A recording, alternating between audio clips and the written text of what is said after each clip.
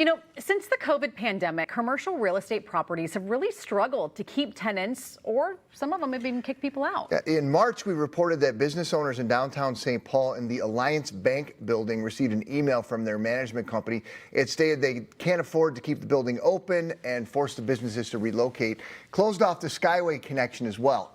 St. Paul's Mayor Melvin Carter called the situation frustrating and unreasonable. Now, many commercial properties in both downtowns as well as in the suburbs sit empty right now, and Adam Platt from Twin Cities Business has spent months in conversation with local and national commercial real estate experts as well as public experts to learn why and kind of the impact that this has on all of us. He joins us here this morning. Adam, nice to have you back. Thanks. Good morning. We kind of talked about this, like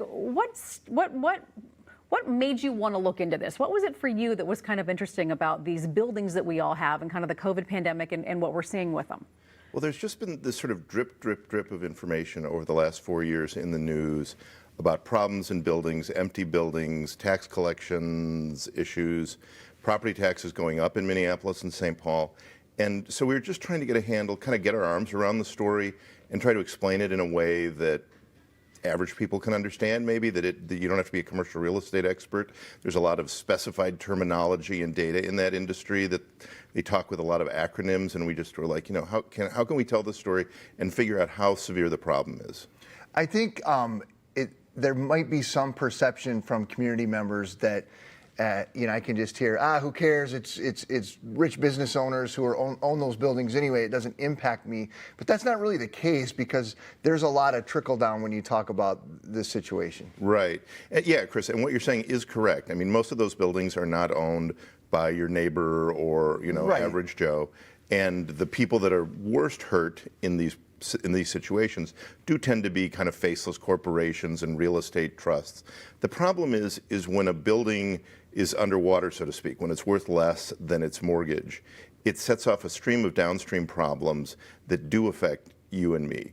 In some respects, it's a real simple manifestation is that downtown Minneapolis and downtown St. Paul are somewhat emptied out because of work from home. When these buildings can't lease to tenants, or when the tenants leave when the leases expire, they go into distress. They can't finance their operations. They can't improve the building. In many cases, they can't pay for adequate security or upkeep. Mm-hmm. Buildings end up being closed. Closed, derelict buildings create a really iffy downtown. And then the other issue is property taxes, because when a building is empty, its value plummets. When the building's value plummets, its property tax value plummets, meaning it pays less into the city and county. Well, the city and county need to make that money up, or they need to cut taxes. Well, the city of Minneapolis and the city of St. Paul are not cutting taxes right now. They're increasing spending. Yeah. And so where is that coming from? The burden is moving to residential property tax owners, which is why people have seen huge increases in their property taxes. And that phenomenon is just beginning. There's years more of that to come. Yikes. All right, Adam, so paint us the picture here. You did some case studies on some specific buildings that we all kind of know. Mm-hmm. Let's start with the first building that you did, downtown Minneapolis, 20 Washington Avenue. Yep. 20 Washington Avenue is sort of an iconic building. It's at the top of the Nicollet Mall. I think we all know it. It was designed by a really famous architect, the guy who designed the World Trade Center. Minoru Yamasaki, I think is his name. It's a fairly small building, but right now it's empty and it's for sale. It needs to find a tenant. It's a building that could be repurposed, maybe hotel, maybe residential. It's unclear, but right now it's not an eyesore. It's a beautiful building. Yeah, it is cool. But it needs somebody to buy it and do something with it. And it's hard because there's so much vacant space right now that people don't want to buy these buildings. City Center is another one that you're talking about. Yep, City Center. City Center was predominantly occupied by Target Corporation. Mm-hmm. For many, many years. Target is still paying rent at City Center, and so in that sense things are okay to some extent, but Target has taken all its employees out and is not using the space that it's leased there, and when their lease is up in 2031 is expected to not renew the lease, and so that building now is in a form of default as well.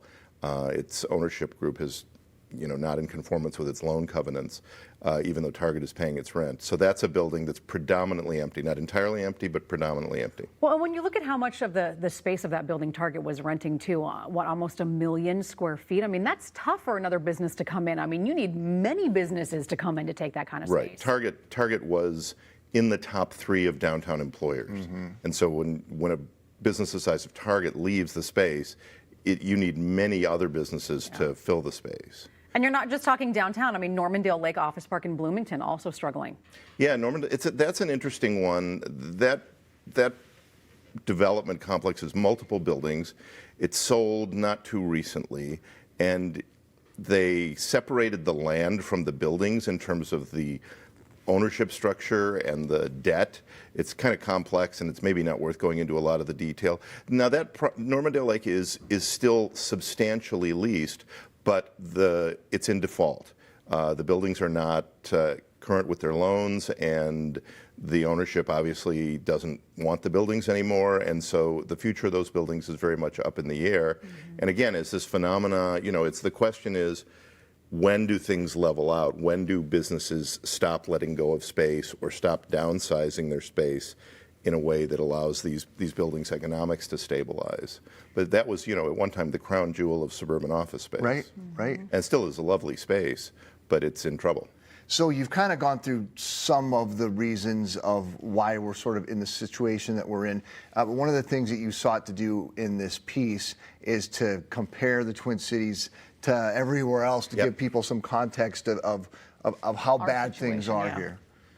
Well, okay, so I think the way I would characterize it is we are probably not the worst in the nation in a variety of metrics, but we're close. We don't have the highest vacancies in the country, but we're within a few percentage points of Denver that has the highest vacancies in the country.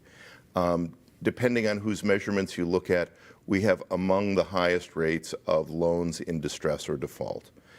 So the metrics are worrying, and they're reflective of what you can see on the ground here. And why we're in this situation, it's a mixture of how predominant work from home became here after the pandemic. Not every large major city's corporate community went to work from home quite as aggressively as the Twin Cities did, and I think that had something to do with the aftermath of the George Floyd riots. And then part of it is just the nature of the economics of the commercial real estate community. We have a fairly large amount of Class A office space relative to our population, and so that office space has a lot of debt on it, and there's a lot of issues then when there's low demand for office space. So it's a variety of factors, but we are among the worst in the country. I think that's the safest way to explain it. Well, it'll be interesting to see what happens with the buildings. Yeah, So, this do is they a get tenants this in? is a Do they change long them? it's a long, slow problem, and it's going to take years to sort of work through.